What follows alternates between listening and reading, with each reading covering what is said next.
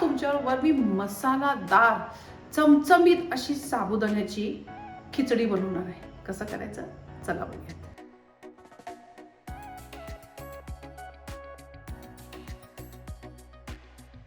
कढई ठेवले, तेल गरम करायला ठेवलंय. त्याच्यामध्ये जिरं घालते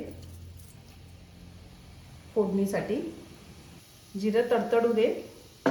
असं जिरं तडतडलं की ह्याच्यामध्ये कांदा आणि स्वीट कॉर्न, कोबी लास्टला घालायची आणि हे छान परतून घ्यायचं.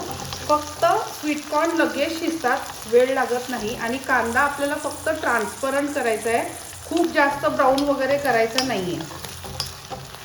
स्वीटकॉर्न लगेच दाणे छान शिजतात, काही गडबड नाही आहे त्याला, खूप जास्त वेळ शिजवायला लागत नाही. आता इथं बघा स्वीटकॉर्न असे तडतडले की लगेच ह्याच्यामध्ये थोडीशी हळद, तिखट घालायचं.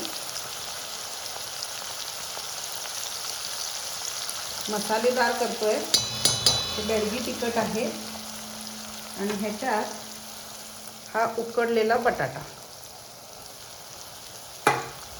हे परतून घ्यायचं.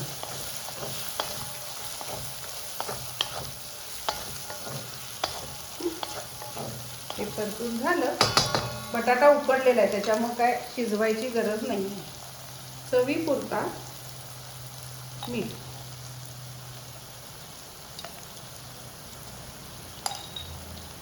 आणि आता ह्याच्यात आपण हा साबुदाणा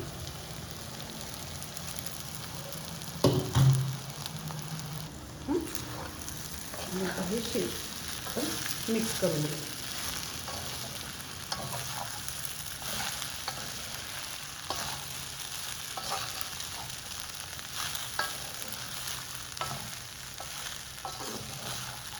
आता ह्याच्यामध्ये पहिला हा साबुदाणा जो आहे तो प्रॉपर शिजू दे.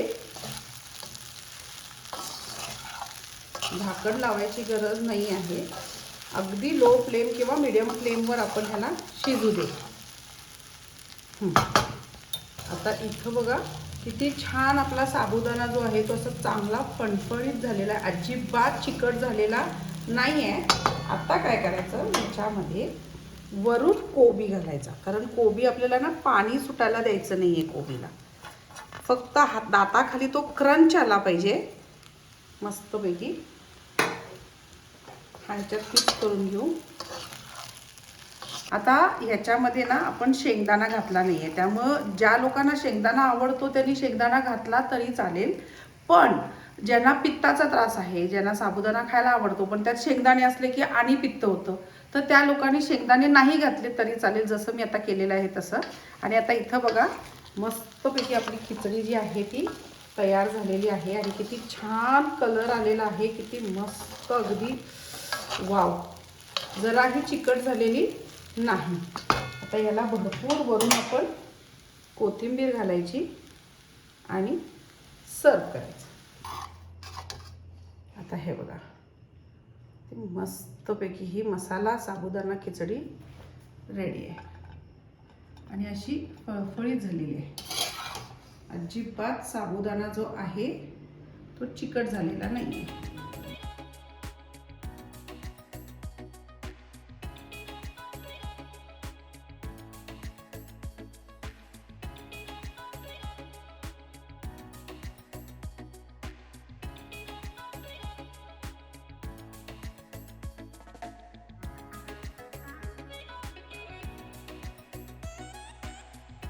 आता तुम्हाला म्हटलं की साबुदाणा खिचडी अजिबात किचका झाली नाही, छान फळफळीत झाली आहे. तर आपण चेक करूया की साबुदाणा शिजलाय कसा. हे बघा, हा बोटावर घेतलाय आणि असा दाबला की हे बघा किती छान सॉफ्ट झालाय, म्हणजे अजिबात कडक नाही आहे. हा बघा,